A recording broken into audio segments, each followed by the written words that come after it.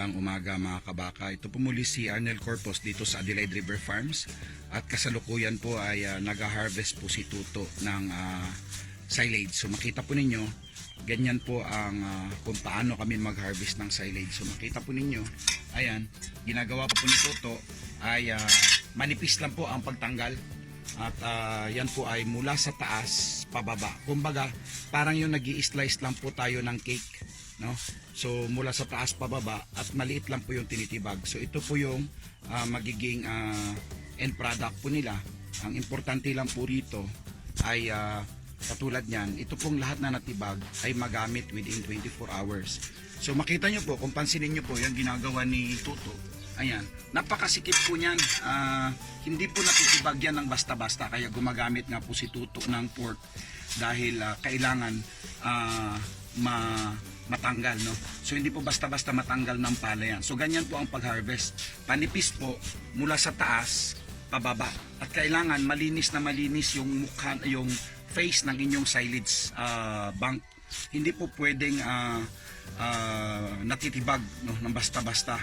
So ito po, nakita ninyo, ayan, pinapakita ni Tuto na ganyan ang pagtibag at dapat laging maayos ang kanyang side. So ayan, so ang gagawin po nila, inipon lang po yung Tuto at babalikan po nila yan. Pero dapat yung nakuhang silage na yan ay mapakain within 24 hours. So andi dito na po, kita nyo po itong hinarvest na po nila, kasama po natin si Dagoy dito. Ayan, makita ninyo, ito na po yung ipapakain na ngayon at yan po yung kalabaw natin. So ayan po yung ginagawa natin, no? So hindi po pwede na tibagin natin ng tibagin at pabayaan, no?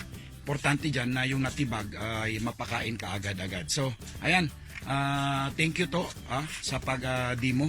So mahalaga na i-maintain natin yung dingding ng ating silo na straight. O ayan, makita po ninyo, straight po yan at malinis po yung kanyang face. So makita po ninyo, ang ganda po ng kulay ng silage po natin. So ayan, makita po ninyo yan. Yan po ay golden brown yellow na na kulay. So yan po yung ideal po na gusto nating mangyari. At dapat po lagi pong dahil sa sikip po nitong silage po natin, maayos ang pagkakumpak, ay makita po ninyo na hindi siya basta-basta natitibag, no? Magiging problema po natin pag hindi po natibag, hindi po maayos ang pagkakumpak, ay matitibag po ito. So ayan, ito pwede na ninyo yan, paalisin yang yung load ng kariton po natin. Pwede nyo na ilagay yung kalabaw. So ito, ilalagay na po nila yung kalabaw at mag-proceed na po sila doon sa feeding. Habulin din po natin, try po natin kung mabidyohan po natin sila doon mamaya na habang nagpi-feeding. So ito po ang aming dakilang worker. Kita nyo naman gaano kataba. Kung ano po yung kinakain ng baka, ayan din po kinakain ng aming kalabaw. So ayan, aalis na po ito. Papunta na po doon sa bakahan at ipapakain na po yan. So babalik na po tayo dito mga kabaka. I-cover muna natin ito, no? So ang gagawin po natin dito ay ibabalik po natin, so ipapademo po natin kay Tuto para lang sa presentation, do babalikan po yung natibag na yan, ay ipapakita lang po nila Tuto kung paano ibalik uli yung cover. So go ahead to, i-cover na natin. So hihilain lang po yung trapal na yan, ayan, no?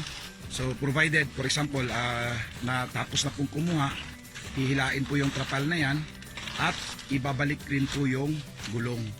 So para hindi lang po ma-expose kung sakali uulan. So ayan po, makita ninyo, binalik na po niya. Kaya mahalaga po yung paggamit po natin ng tawag nito, ng tire, no? So ayan po. So ayan po, kasalukuyang binabalik po nila Tuto at ni Dagoy yung ating cover. Ganyan po dapat ang mangyayari. So ito po yung maiiwanan. So nakita po ninyo, maayos po siya. At sa mga nagtatanong, ilang araw mula pagkatapos ng silage ay pwede nang ipakain. So minimum po 14 days yung fermentation process po natin. And then of course, ito po, itong silage na to, sa nagtatanong kung ilang araw bago dapat maubos, ito pong silage na to, pag maayos po inyong pagkagawa, tulad po nito, pwede po itong mag-last ng 5 years, up to 5 years, no? So napakahalaga po nito. katulad po ng mga magsasaka natin, imbis na, ayan, nakita nyo naman yung ano natin, yung Napier plantation natin, hindi po kami nagka-cut and carry mula doon. Ang ginagawa po natin, yung Napier plantation na yan, sabay-sabay po namin na harvestin yan. No? Hindi yung araw-araw nagpuputol. Kasi ang problema po nung araw-araw na nagpuputol, magbavary po yung dry matter content po nung Napier. Kasi habang tumatagal, tumatanda. So, ang problema po niyan, nagkakaroon po ng variation yung dry matter intake po ng hayop natin. So, yung Napier plantation po dyan, makita ninyo, ayan po. Yan po ay tatabasin at haharvestin ng 1 or hanggang 3 araw lang. And then, gagawin pong silage. So, ang kagandahan po niyan sa ganyang sistema ay pariho po or hindi po nagkakalayo ang kanyang nutrients at ang kanyang dry matter at ang kanyang moisture, hindi po nagbabago dahil isang halos sabay po nating at hinarvest at sabay po natin tinadtat at ginawa po nating silage. Kaya yung resulta po ng silage natin ay consistent po yung kanyang dry matter, consistent po yung kanyang nutrients. At ang higit pa po dyan, ang kagandahan po nito ay kahit umulan o bumagyo, ito po nandito na. Oh, andiyan lang po yung bakahan po natin sa kabilang side, no? Andiyan lang po. So andito lang po itong silage bay natin at hindi na po kami mamroblema sakaling mag-lockdown, wala po tayong magiging issue diyan, no? Lalong-lalo na ngayon pandemya. Hindi po magugutom yung baka natin kasi mayroon po tayong pundong pagkain dito, no? Kasi madalas po ang problema po ng mga nagbabaka ay araw-araw hinahanap pa po nila kung saan sila makakahanap ng pakain. So, ayan po, ang gagawin po ninyo, yung Napier plantation po ay sabay-sabay ng pagtanim, sabay-sabay ng pagputol, sabay-sabay ang pag-silage. At pag nag-silage dito, ito po ay nasa stable phase na po at hindi na po natin po problemahin. So, regardless, it's either mag-drought or bumagyo, ito, may secure kang pagkain dito na maganda ang nutrients, stable at hindi pa bago-bago. So bottom line po niyan, yung pong mga baka po natin, dahil hindi po pa bago-bago ang pagkain, maganda po yung quality ng silage, ay tutubo po ng maayos. So ayan po, so gusto ko lang po i-reiterate sa inyo, wala namang pong problema yung cut and carry. Ang problema nga lang is, unang-una, baka malate yung tao natin, uulanin tayo, babagyuhin tayo, hindi tayo makapakain sa oras. Ayaw na ayaw po yan natin yung ganong problema.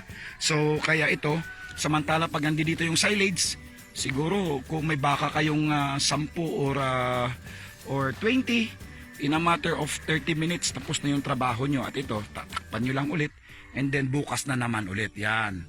So ayan po yung sa may baka po natin nasa dulo. Ito naman po yung giant grass na plantation po natin at ito po yung silage bunker po natin. So ayan, sana po gawin po nating hindi po stressful yung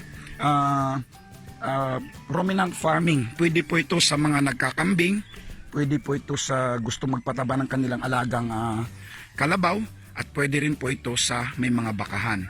So silage po ang sagot para ang pagkain po ng ating mga baka ay hindi pa bago-bago, no? Dapat stable po tayo pagdating dyan sa quality, quantity ng pagkain. So muli, sa mga gusto pong i-check paano gumawa ng silage, may video po tayo dyan sa YouTube channel po natin at saka sa Facebook page.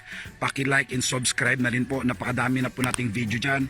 Paano po yung pagtanim ng giant grass, paano po yung pag silage gamit ng bag at saka silo bunker, andiyan na po lahat.